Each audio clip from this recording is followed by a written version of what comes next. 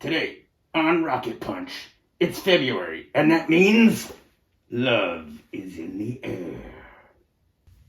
Oh, Dragonbane, we've been playing together for such a long time now.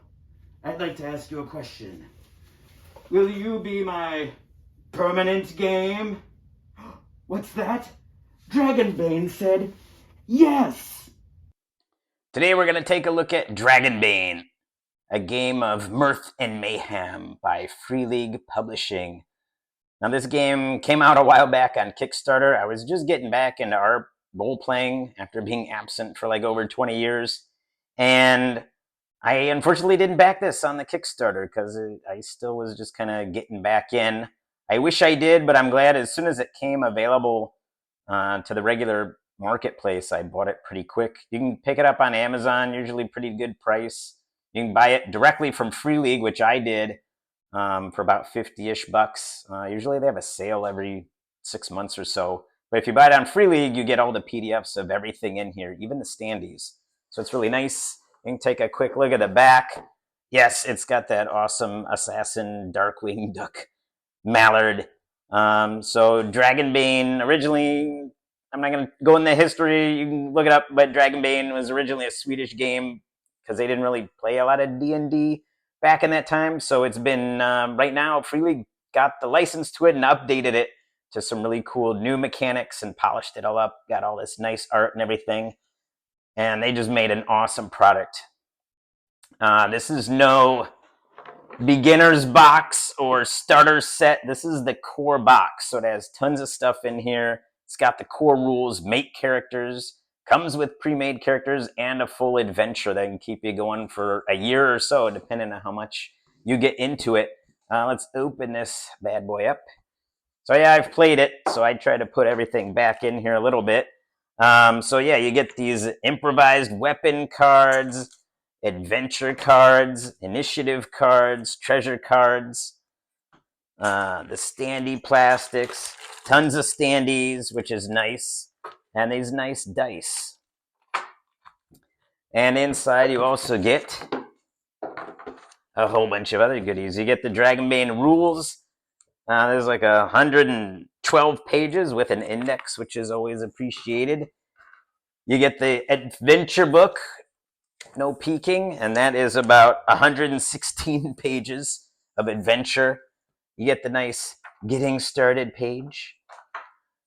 And one of the best things about Dragonbane is this solo adventure. We'll kind of go into that in a little bit.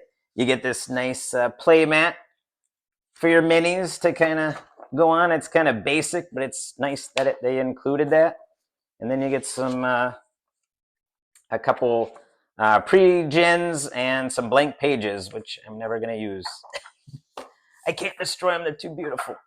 And then this huge map that goes along with the adventure set. So that's pretty much everything in the box. And we'll kind of go over and take a look more closely at everything now. Okay, first we're going to take a look at the rule book and the credits here. My favorite illustrator, Johan Egerkrans, who does all this beautiful artwork for Dragonbane and a lot of other Free League stuff. Contents, the preface, which talks a little bit about the past of Dragonbane. A little blurb about the setting of Dragonbane, which is really interesting. I'll let you read that yourself. Then it goes into the basic rules, and we're off to the player character generation. It's really nice because you can basically completely roll up random your character, which I love doing. I love random characters and figuring out how I'm going to play it.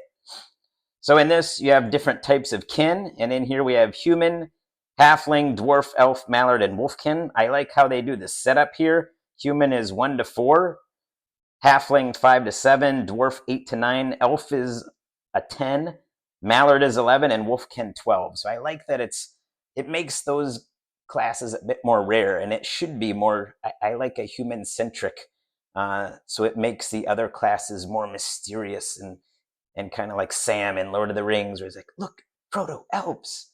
So, I like them to be mysterious. So first we're going to roll our kin. Then you choose your innate ability, your profession. You're going to be rolling your age, choose or roll your name, roll your attributes, calculate your derived ratings like health and willpower, your skills, one heroic ability, and you can do some optional stuff like weakness, gear, memento, and appearance. So for each of these, for each kin, there's a little blurb about it. Then there's a little name generator you can have to come up with something. And in this, each kin is going to have one of the heroic abilities, or like one ability for the kin. So for here, human, adaptive. So they can, for spending 3 willpower points, which is kind of like your mana or your magic, they can roll one ability to use instead of something else, as long as it kind of makes sense in the situation.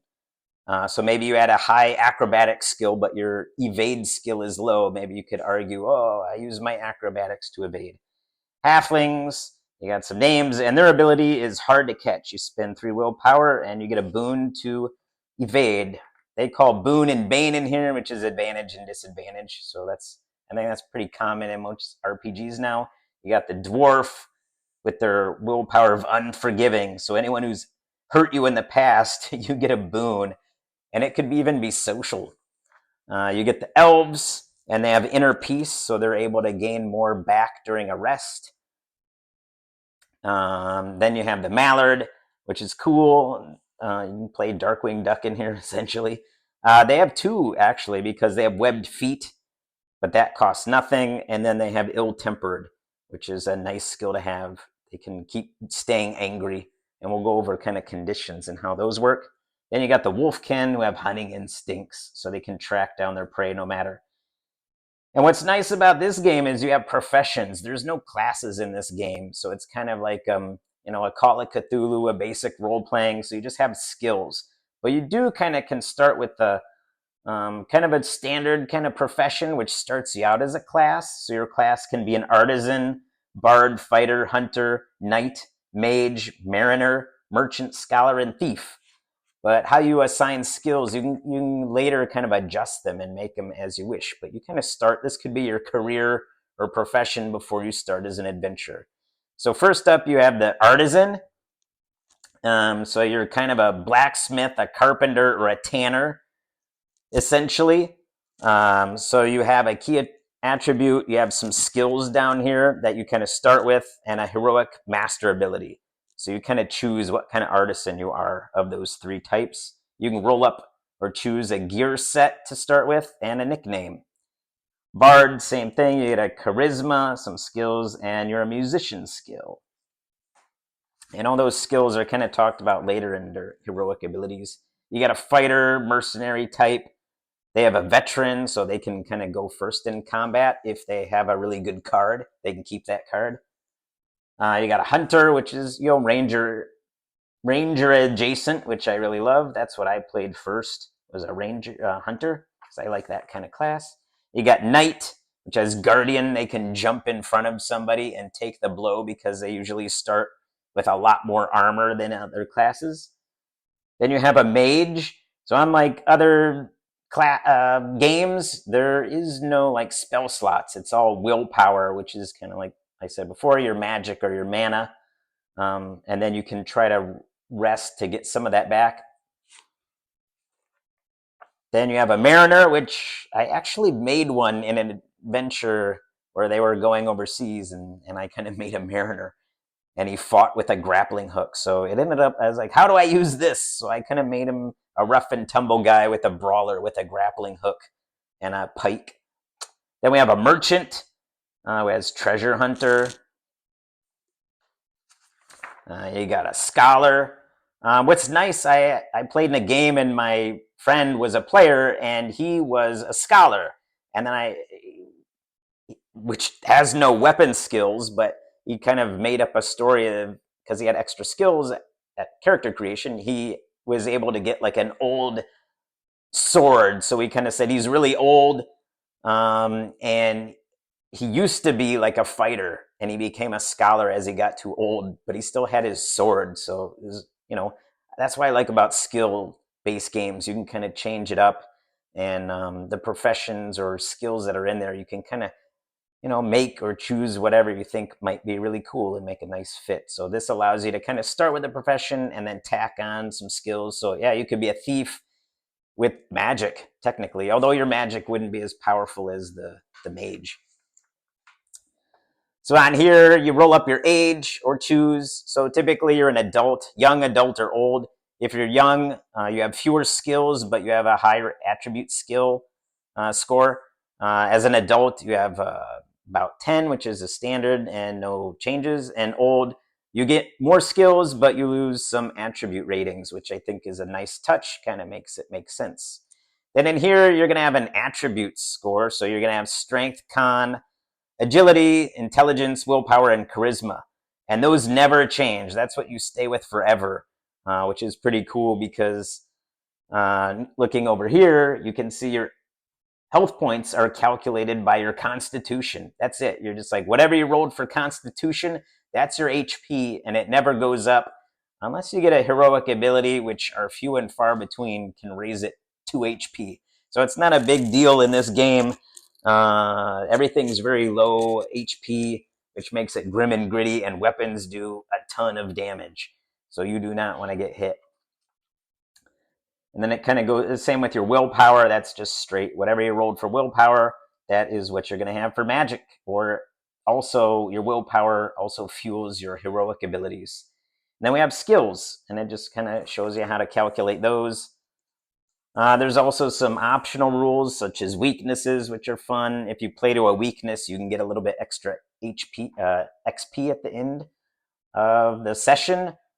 So there's a lot of that. Then there's memento. So there's basically 2 types of rests. Round rest, which is just like 1 round of combat. You can quickly kind of gain 1d6 willpower. Or there's a short rest, or a stretch rest, I should say, which is 15 minutes. So you check each one of those off on the character sheet. Once you use it once, you never get it back until you perform a shift rest, which is like an 8-hour time of perfect sleep and rest uninterrupted. And then you can gain all your HP and willpower back. But with the memento optional rule, during one of your short rests, if you look at that, you can actually heal condition. So in this game, all your attributes are also tied to conditions because there's a push roll mechanic in here, which is also nice. Goes over encumbrance, which is slot based, which I prefer. And then there's some appearance things if you want to do that. And this is an experience type game, so it's not experience points. You're not farming gold. It's just kind of, what did you do? So there's some questions, and that's how you're going to get points to roll on your skills. So at the end of a session, you're going to be, did you participate? You gain 1 roll on your character sheet. Did you explore a new location? Did you defeat 1 or more dangerous adversaries? Did you overcome an obstacle? Did you give into your weakness? So those are all chances that you have to roll to improve your character. So on your character sheet, you'll see that there's some roll.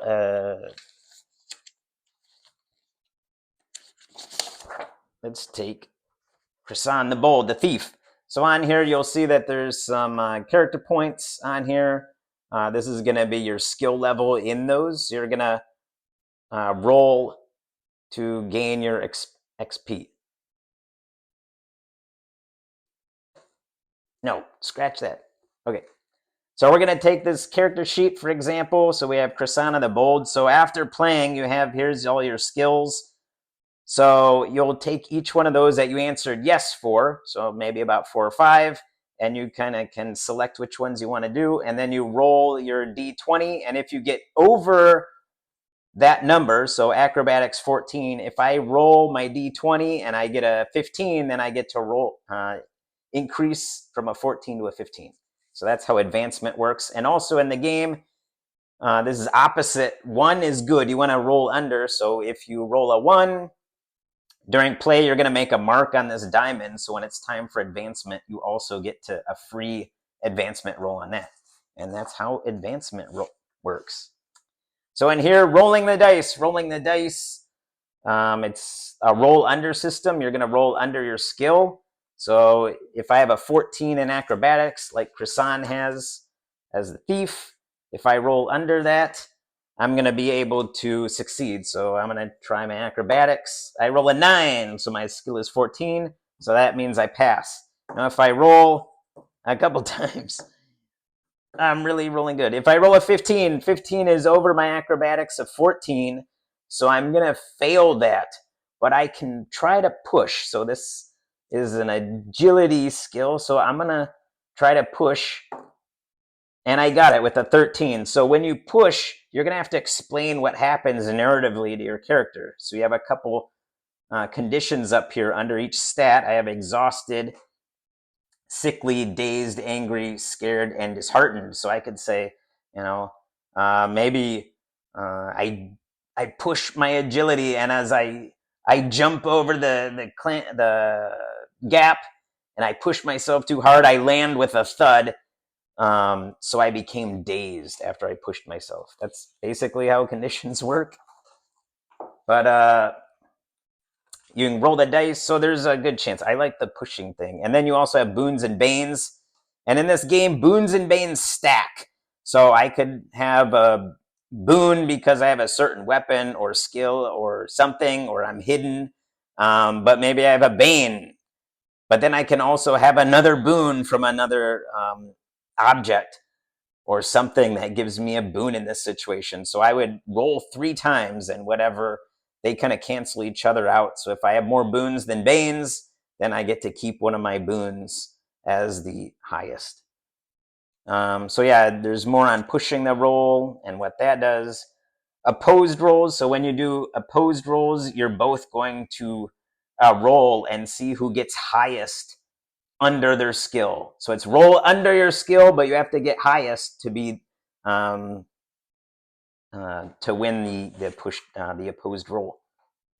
Then over here it goes through all the core skills. There's not a lot of skills, but it's easy to kind of push everything into there. So you don't need a skill for everything. Like bushcraft, that covers everything out in the nature, making camp, tracking things like that. So yeah, you don't need a ton of skills. I think all the skills that they kind of made up in this game are the bare minimum to kind of have a skill system, but not overload it. So you have those skills, and then you have your weapon skills.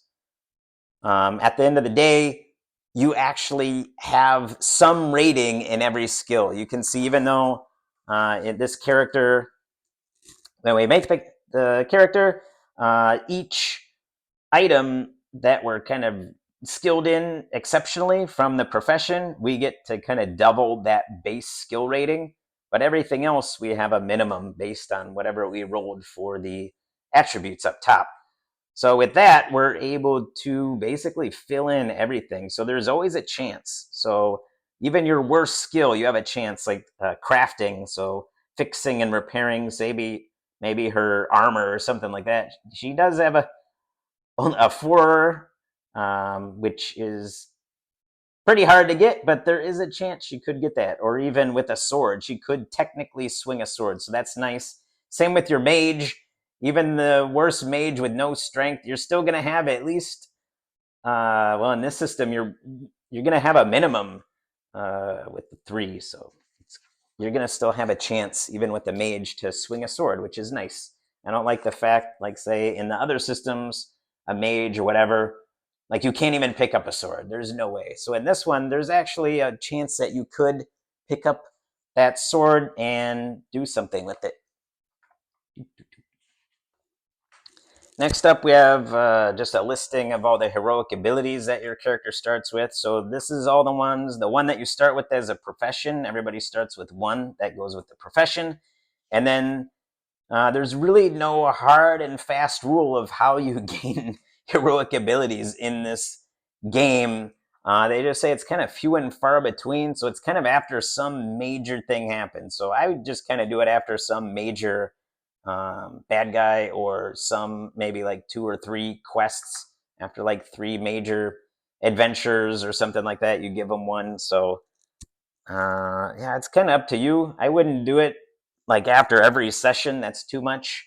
But anytime they defeat a powerful enemy or find a very interesting, powerful artifact that takes him through a dungeon or something. Reward him with that. Now we're on to combat. So combat rounds and initiative. In this system, you use cards. So the set comes with 10 cards, and you're going to use these initiative cards, and you just shuffle each session, and the lower the better. So if I have 3 characters in here, I'm going to hit a 3, a 2, and a 1. So 1's going to go first, and then say my group of bad guys get 1, and then the boss bad guy gets a 7. So you can kind of group all your smaller mooks and things like that into one initiative order, and then like the boss has like his own initiative card. So in here, he's going to go first. Oh, this is bad shuffling. So he goes first, then he goes first, then he goes first, and then the enemies go first, 6 and 7. But in this game, you can also switch out initiative, so I can hold my initiative and let the bad guys go first, because if they miss, then I can attack later, or I can evade or parry, which is also included in the combat section. So there's right here, it talks about waiting. So movement and actions. In this game, you get 1 action, 1 movement per your round. That's it, which I like. Talks about some sneak attack abilities, then melee combat. So in here, you just roll. You roll under. If you roll under, then you roll damage for the weapon. And sometimes if your strength stat is high, you get a damage bonus. And if your agility stat is high, you get a ranged weapon bonus. Usually somewhere between a D4 and a D6. So that helps. In here, you also have critical hits. So in here, if you roll a 1 is a critical hit. If you roll a 20, it's a critical fail.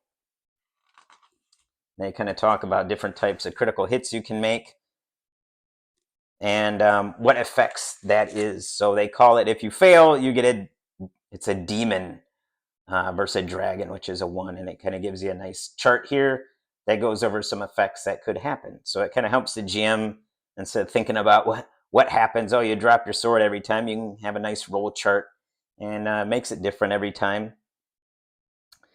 In here, there's 2 ways. So as I said before, if I hold my attack and let the enemy attack first, even though I have initiative, I can let him attack first. If he does hit me, before he rolls damage, I can elect to either soak that, evade it, or parry it. So if I evade, that goes on my evade skill. So I might have a 10 in evade, and I have a parry, and your parry is based on your weapon skill. So if you're a fighter, your weapon skill might be really high. So instead of evading, you'll want to parry. And what's also nice about a parry attack is that if I roll a 1 on my parry, not only do I succeed, but I automatically do a counterattack without having to roll, which is nice. So that's kind of the difference between a parry and an evade. So if you're a weapon master, you want to try to parry instead of evade. Also, if you have a shield, you can also try to parry that attack. Then you have different types of special attack, like find weak spots, topple an enemy, grapple. So there's a lot of, they have a lot of nice optional rules, but they also have a quick combat, which is nice. And the combat's very simple. Range combat, same thing. They have another demon roll for range combat. So if you mess up in range combat, the nice roll chart. So there's a lot of nice random roll charts in here to kind of get your imagination going, but you don't have to use them, which is also nice. Now in here, when you get applied damage, the armor is not going to protect you from getting hit. The armor is a soak value. And for me, I prefer armor to be a soak value. Now, once you do lose all your health points, you're going to start death. So when you have death, it's not quite a death save like in the other game. So you have 3 chances. So you're going to be rolling your constitution. And if you succeed, you mark off one of your death checks. But if you fail, you mark against it. So if you get 3 of those, you're going to get back up with a 1d6. If not, you're dead. That's it. But there is a neat mechanic that one of your buddies, if you're making death saves, you're bleeding out, and they they can try to rally you. If they roll a persuasive persuade, they can get you to stand up. Now you're still bleeding out and dying, but you're able to still do combat. So that's a really cool mechanic. It makes dying and death really cool.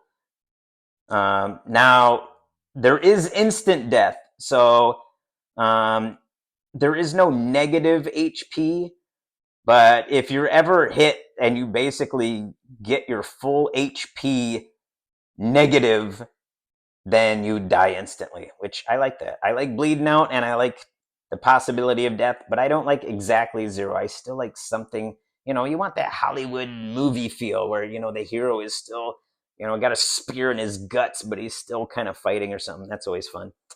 Now, you can use this. I do like to use it. This is the severe injury table. So once you do go to zero, you roll your con, and if you fail, then you're going to have a severe injury even after you get back up. So that's always fun.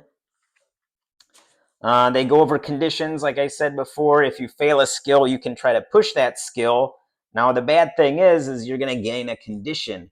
When you gain a condition, any skill related to that condition is going to be at a bane. So you want to be careful what you pick.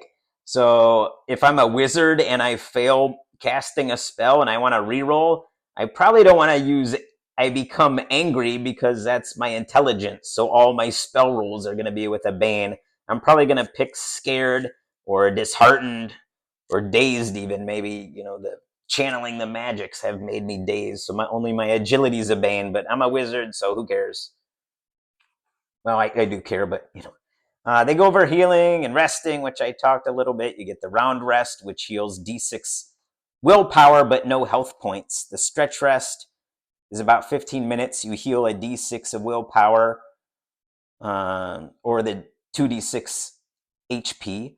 And then the shift, you regain everything. Then it goes over other hazards like darkness, poison, fear, disease, swimming, drowning. Fear, I love the fear table. They do have a nice fighting with torches mechanic, which is always nice. And then you also have hunger, cold, sleep deprivation, a little bit on riding animals, and these improvised weapon cards. So I never use them myself, but if you want to, you can kind of around the area of the combat, you can kind of put these improvised weapons. So if this one is set up for an inn, so they have in here inn, they have a cave improvised weapons, and they have in a forest. So if I'm around an inn, maybe I just slam one of these down and my other characters are kind of around. And if they go to this improvised weapon, I can pull it over and it's like a rummaging pig. So there's it says make a bushcraft roll to agitate the pig and make it attack an enemy of your choice within 10 meters. The attack hits automatically and inflicts 3d6 bludgeoning, which is a lot. Attack can be dodged but not parried, and then the pig storms off. There's also some stuff like viper, gnarled roots, patch of dirt, low branches, wasp nest.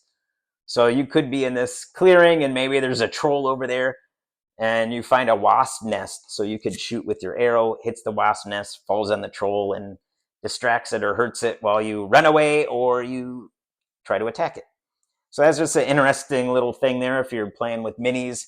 I always do Theater of the Mind, so unfortunately I didn't really do that. But I guess you could use those Theater of the Mind. Maybe you just, in each little environ, you pull one card, and you can flavor the area that way too. Then you have School of Magic. There's 3 schools in here other than General Magic, which any mage can use. So you have Animism, which is kind of druidic spells. Also has healing in there. There's Elementalism, so that's your fire magic and things like that. And Mentalism, you could almost make some kind of like fighting monk kind of character if you wanted to do that. But it's kinds of things like levitate, psychokinesis, things like that. And then it goes over the spells. So I'm not going to go over all that. Go over that maybe later. Let me know if you want more of a deep dive in combat and how magic works and things like that. But I'm just going to go kind of quickly in here. So you have your magic tricks. Magic tricks are kind of like your cantrips in other games. They automatically, you don't have to roll to do them. They're non-combat. They're just utility, little fun spells, but they cost 1 willpower. Casting regular spells, typically everything's 3 willpower, and you also have to succeed on your spell roll. There's a little bit on range, casting time, durations. Failures is nice. It has a nice magical mishap table, which is my favorite kind of stuff. How to learn magic, and then your spell list. So there's the general, the animism, elementalism, mentalism. So you can levitate, teleport, flight, things like that. Gear. So in here, you have all your different types of gear. You got your armor rating. So this is all your soak for every attack. So any effects, like if there's banes on sneaking with certain armors, here's all your weapon chart. It's more than enough. Damage, everything's like D6, 2D10 for a great sword. So think 2D10, and the max possible you could get when rolling up a character is like 18.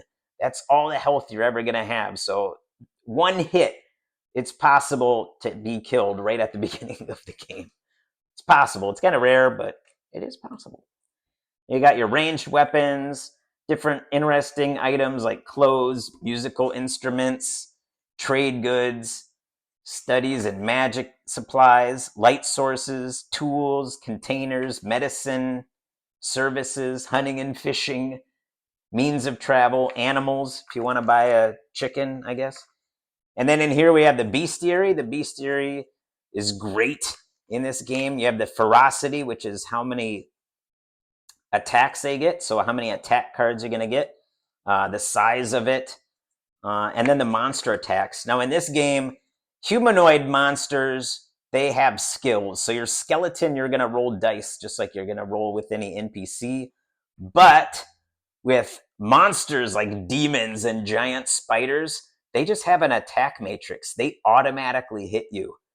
So that is really scary. But luckily, a lot of the attacks, some of them are not exactly always going to damage you. Like the spider, it might be a web attack. So it's not doing damage to you, but it's going to wrap you up. So you have the dragon, the ghost, and the giant spider. So let's take a look at giant spider while we're here. So ferocity of 2. So that means I'm going to draw 2 cards on its turn. So it gets to act twice. It could act right after itself, or it could go 1 time at the beginning and then 1 time at the end of combat. So it's interesting kind of phase combat. And it has an HP of 36. So everything, even a dragon, like a giant, has 74. I think that's the highest in the game. And then it has these monster attacks. So I'm just going to, as a GM, when it's its turn, I just roll a D6, and that's what it does. So it could be a mandible attack doing 2d8 damage, or it could be mesmerizing eyes, which just cause a fear. So you roll your willpower. Could be poison, web attack. Goblins. So a goblin, it kind of shows you like a little small NPC table. So it says like typical, it has this armor, its HP is 9, it has these skills, and then its weapons. So if it has a short bow, it has a skill of 12 in it, and it does D10. So for those, the GM is going to have to kind of play it like an NPC as opposed to a straight up monster. Trolls, skeletons, wights, and just a whole bunch of common animals, and even vampire bats, which are extremely dangerous. It's like a big glob of bats. So it's a HP of 18. So I've hurt a lot of players that way. It has a small portion on for the GM to make journeys and traveling. So it has some traveling mishaps. So there is a little bit of traveling mechanics in this game. So that's why you're going to want to put some points into bushcraft. So that allows you to make a camp at night. It allows you to kind of travel. So if you fail your bushcraft during a travel period, you're going to have to roll in the mishap table. Some info on making camp, food in the wilderness, foraging, fishing, hunting, and a little bit about the game master's role and how to manage non-player characters and like a typical NPC stat blocks for most people. And then you can kind of create your own NPC too. What their attitude, their kin, motivation, profession, trait, and their name. So it's always nice to be able to get that. How to create some adventures, which is nice. I have this nice little the quest kind of roll up generator. So you take one of each dice. So I can just take up one day. Number 1, in the gloom of a tavern, the characters come across D6, 5, an encounter from D8, D8, 8. Rowena the Veil, a haughty knight who wants D10, who wants you to find, and D12, 2, a family heirloom called the D20, 17, Yomokun. So I just rolled up a quest very easily. Same thing, you can do the same with the journey. The journey is and ends. There is something 10 tower ruins surrounded by a swamp. The place is called Ferris's Demise. And the same thing, you can kind of populate the adventure site. The way in is easy, hidden, challenging, dangerous, D6. Flooded chamber, blocked by rubble, D8. Also, some unexpected guests. So there could be some bandits or orcs, cultists, and another. So it could be a giant ravenous spider patrolling skeletons. There's a deadly challenge in the form of some kind of trap, rising water, giant boulders. And finally, the player characters must defeat Bloodwing, a murderous griffin, or an aggressive dwarf warrior, a cunning goblin chief. So with this, you basically can quickly make up and roll up. If you're like me, prepless GM, you just roll up real quick and you can make a story with the characters. And then right here, it just talks about campaigns and how you could maybe make some campaign. But the core set does come with an adventure book, and we'll take a look at that real quick. Now, this is spoilers, so I'm not going to go over it, but this is the adventure book. You can see it's quite big. It has a lot of maps, so there's maps for everything. There's the town. It's kind of a sandboxy. It's kind of a West Marches campaign. So once you get to the town, you can kind of go out from there and do a whole bunch of quests. So all the quests in this book, other than the very last one, can be done in any order, whatever makes the most sense. I kind of try to plug them all together to kind of make a story, or you can just have a whole bunch of random events kind of happen to these guys that you have. You can see a couple different maps and stuff. They're really great maps in here. And the way that they write up adventures is really clear, concise, and you don't even really need to prep. You just read this maybe 5 minutes before the game and you're good to go, because they have a lot of these nice pointers. Directions are colored in a certain way, so which direction they can go in, random events and things that the players could find. And then they have red for things that the players fall into. And then there's an into it. And that's it, because I don't want to spoil anything, but this is a really great adventure. I went over it, played it a little less than a year, and we got through every site in here. There's even more and more you could do, but we only play like 2-3 hours, so I try to make each day 1 or 2 adventure. One adventure is like 1 to 2 sessions for us, like 4 to 6 hours. So that's that. Now, this for me was one of the best things I ever got. This is a little small, like, pamphlet, couple pages on playing solo. This was my first dive into trying solo. So this is how I kind of taught myself the game, which is nice. Kind of a really good tool to kind of learn the mechanics. And that's kind of how I started using solo more often in my teaching of myself. So there's a couple different heroic abilities in here that you get because you're a solo character. There's a lot of tools for inspiration, a fortune oracle chart, inspiration tables, dragon and demon effects. So a little bit different from in the book. Some sample NPCs, a minion and a boss. So you can just make up your own kind of characters and just give them a quick stat. And even the NPCs, you could have a melee attacker, a ranged attacker, sneaky attacker, or a magic user. So you don't have to roll anything up. You can just say it's a cultist, the boss cultist. And of course, he has like magic powers. So you just roll on here when he attacks you. There's surviving solo play. So different types of damages that you could just imagine. You can just use that chart as something quick and easy. And then there's a little story in here. So there's 5 little mini adventures that you can chain together or use separately. And there's like the NPC guide that's kind of helping you. And then in each example adventure, there's going to be a threat timer, so a doom timer. So if you take too long or you're getting lost, that threat's going to go up and something bad's going to happen. And then when you're exploring, there's you roll up locations and areas, the inhabitants, and different subtables like the contents of the room, the environment in there, the oddity of the room, or the danger. And then there's some scavenging chart. So if you want to look around what you might find or might not find.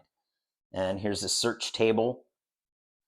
There's also a different whole bunch of traps you can run into. And you can just, that's where those damage tables really work. So it could be a weak trap, acid spray. If it's weak, maybe it just does 1d6 versus really powerful, does 3d6.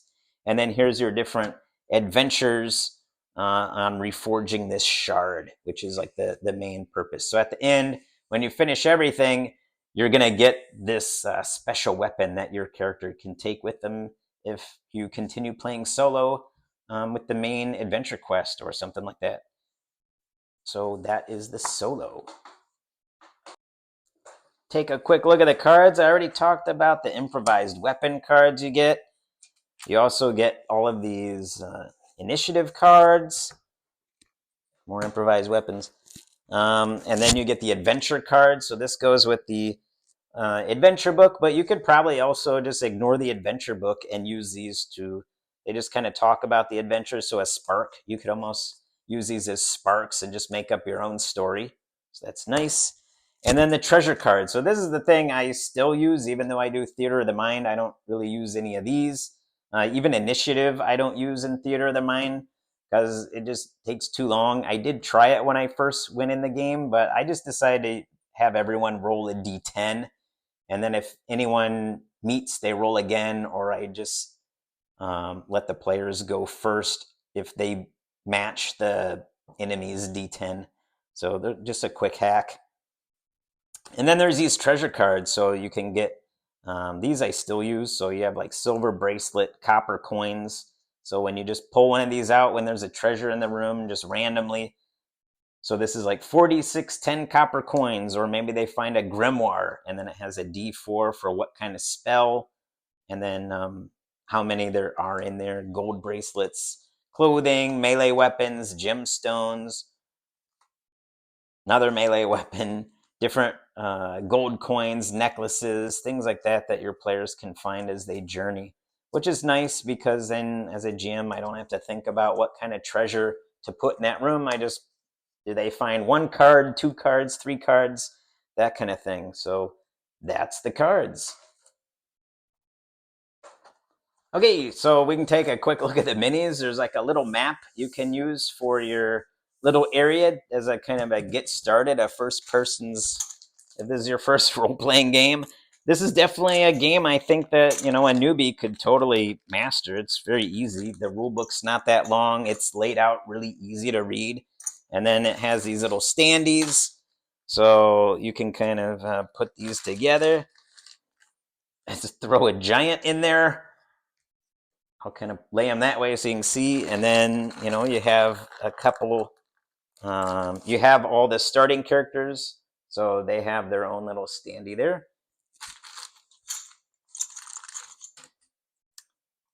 So yeah, I just played like that.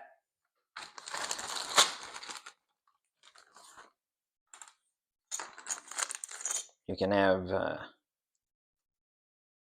little Conan type character. And you can have a rogue also. So yeah, it's really great. So they have a lot of, so you got the dragon, you got these guys, you got the troll, dragon, lots of great, this is going to last you a long time, this box set. You got orcs, creatures, skeletons with crossbows, wolfkin, minotaurs, demons, trolls, griffins, orcs, all kinds of stuff. So yeah, this is a really great set. I really love that they gave this to, and there's actually another set of more miniatures that I also own. So I have like all the miniatures I really need. I even use this with other game systems. And here is the map of the adventure site. So the adventure book, and it comes with this great map. If you're lucky and you do have the PDF version, so all of this is also in the PDF version. So if you want to throw it up on like Owlbear, which I did try before I went completely Theater of the Mind, because it was just too much of a hassle. I just like Theater of the Mind so much more. But it is nice to throw this out. You can kind of maybe post it if you're like me on Discord, and your players can kind of have a point of reference when you're describing everything without going too overboard, and just kind of keep it Theater of the Mind. So even if you don't use the adventures in the book, this is just such a great map. I wish I was a Kickstarter because this would have been a whole separate poster that they gave to you. That would be, I believe, much bigger, and cloth also. So that's nice. If you were lucky enough to be a Kickstarter, your name is on here, but unfortunately I was not. But it's a very beautiful map. It's really good paper, so it's not going to rip very easily. So here's the pre-gens. You have their name, a little bit about them, and their abilities as the kin ability and their heroic ability as their profession. So you got a hunter here, and also I want to say that this character model on the sheet is also in the minis bag, which is nice. And then on the back, it has a character sheet with everything filled out. You got your mage. You got Bastion Bloodjaw, who's just a regular fighter. You got Makander, who's a knight. And you have Krisana, who is a thief. So you got a nice selection of different professions that are going to be good for any player. Last but not least is the dice set they include in here. So you get one of every die, 2 D20s for boons and banes. Don't drop it. You got a dragon on the 1, so that's your crit success, and a demon on the 20. So that looks really cool. And then what's nice is they also give you 4d6 because that's how you roll up your attributes. You're going to roll 4d6 and take the 3 highest. And you can do it as Crom intended and go down the line, or you can kind of put them wherever you want. But I always go down the line because that's just how I roll. So anyway, that's dice. So that's Dragonbane. I know I kind of skipped over a lot of stuff. It's just so much in one video, but I just wanted to give you a brief flip through. And if you're really interested, I'll probably do other videos about Dragonbane because I really love the system. Maybe a deep dive into how combat works, how to make a character, things like that. But I just wanted to give you a quick taste of everything.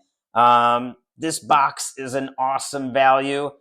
I really think this is one of the best box sets out there. I wish more companies made box sets like this and not starter sets, but like a complete box full of goodies that will really last you. Like this box would really last you essentially forever. You got an adventure that you could keep going back to and adjusting or making things. They got, how to make your own adventures really quick, spark charts. And then it's just a whole set. You make characters. It has all the rules in it. There's no advanced rules or anything like that. This set is going to last you a long time. And it's a great box for a new player, better than those other guys. You got your dice, you got your standees, you got everything you could possibly need So I really highly recommend it. And shameless self-plug, on my drive-through account, I have the Dragonbane cheat sheet because there's so much in here. I have it laid out on 2 pages, and it really helps. I've got a lot of positive feedback that it really helps people get their head around all these rules. But nothing too difficult. There's just a lot of new stuff to learn if you're used to those other games. So it's a completely different kind of system with roll under mechanics and a skill system. So yeah, check that out if you like that. Hope to see you back here again. And yeah, give it a thumbs up and subscribe. And let's do a rocket punch. See you later, guys.